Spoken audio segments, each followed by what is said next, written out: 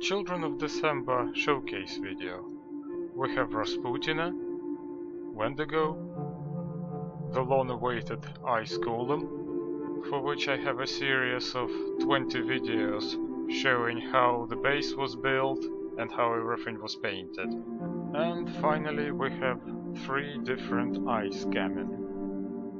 All but one miniature in this crew were done all the way back in 2014. I don't know why it took so long to complete it.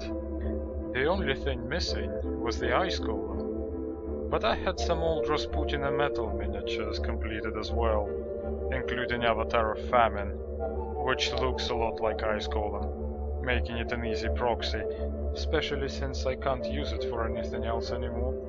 So I guess that's one of the reasons why it took so long. The gammon were touched up slightly. They used to be a bit more grey. I added some transparent blue layers in the shadows and made highlights stronger to make them match the golem more. We start from Rasputina herself. She is the master of this crew, and the first miniature I painted for it.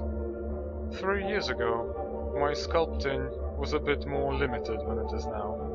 There were things I was good at, like trees, but if I tried something I wasn't familiar with, it could be a hit or miss. The samovar I originally painted for her wasn't very good. It barely looked like samovar, so I sculpted another one, which was a big improvement. Well, it's been 3 years, it was time for upgrade anyway. And I made tutorial videos on sculpting and painting it. So if you wanna have a go at sculpting one yourself, or want to try non-metallic copper, the videos are on this channel.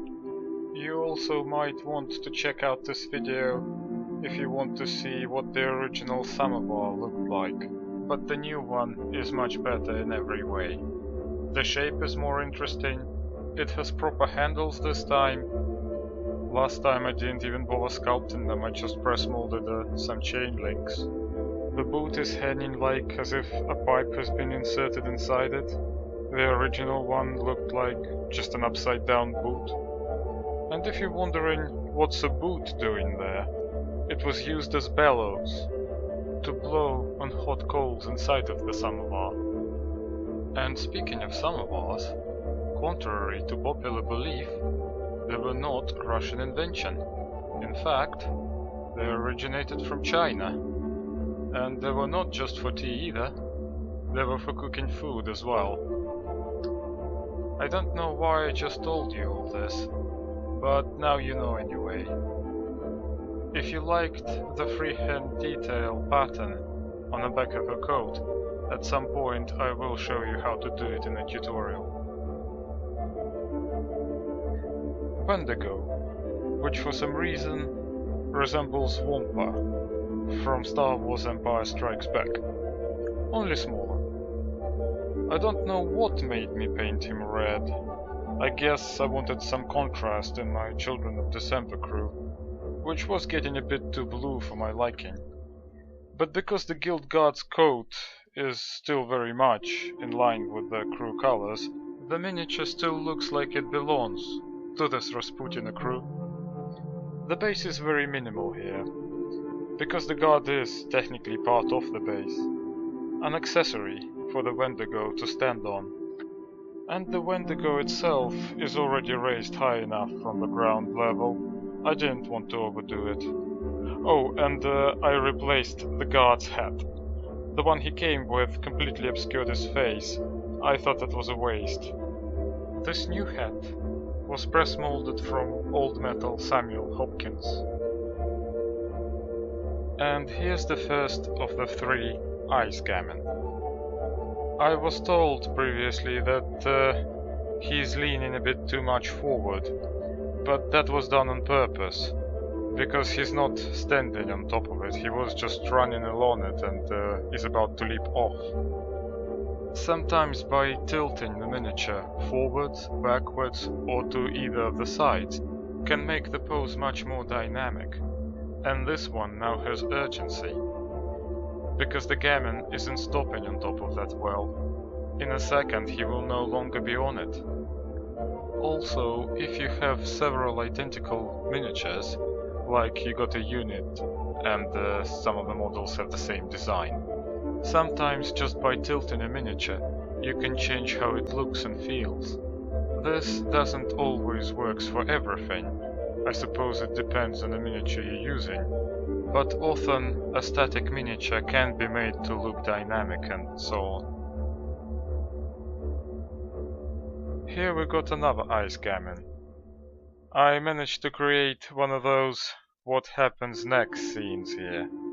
He stands on the top of a doghouse, and in a few seconds things might get really interesting. The dog's head came from Mantic dwarf sprue. Everything else is sculpted from Millipat.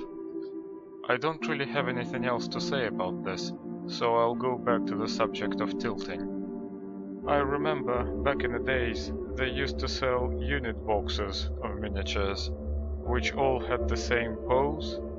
I had this box of Chaos Space Marines, which all looked the same, but had a poseable arm. It had an instruction that if you pose the miniature with a gun arm pointing down, it will look like it's charging forward. Needless to say, the effect was very slight, but tilting the miniature forward a bit made it much more noticeable. That's 90s for you. The final third ice gammon is going downhill on top of a slid. There's quite a bit of attention to detail here. For example, you can actually see the slid leaving marks in the snow. The idea behind this composition is that the possibility of being hit by that big chunk of ice with an added momentum from slid going downhill should be quite intimidating. Looking at it now, however, I'm not sure how practical that would be. Someone on the weird forums said that the gammon with a big ice chunk would have looked much better on top of a doghouse, and the gammon number 2 should have been in a slid instead. It's something I actually agree with, but I would have felt sorry for the dog.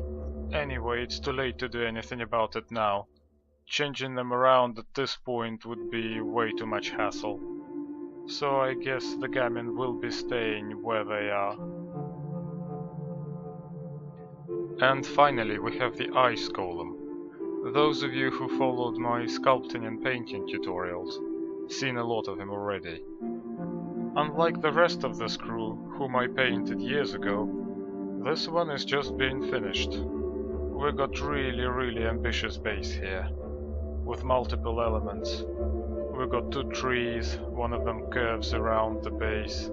We have additional characters hiding from the main monster, basically turning the base into a diorama in its own right.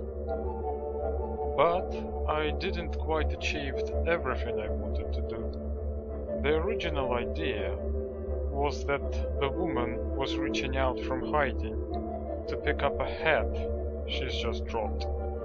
But I ran out of available space. And this is it. Another video came to an end. Don't forget to subscribe to my channel, and I would be really grateful if you shared my videos. See you next time.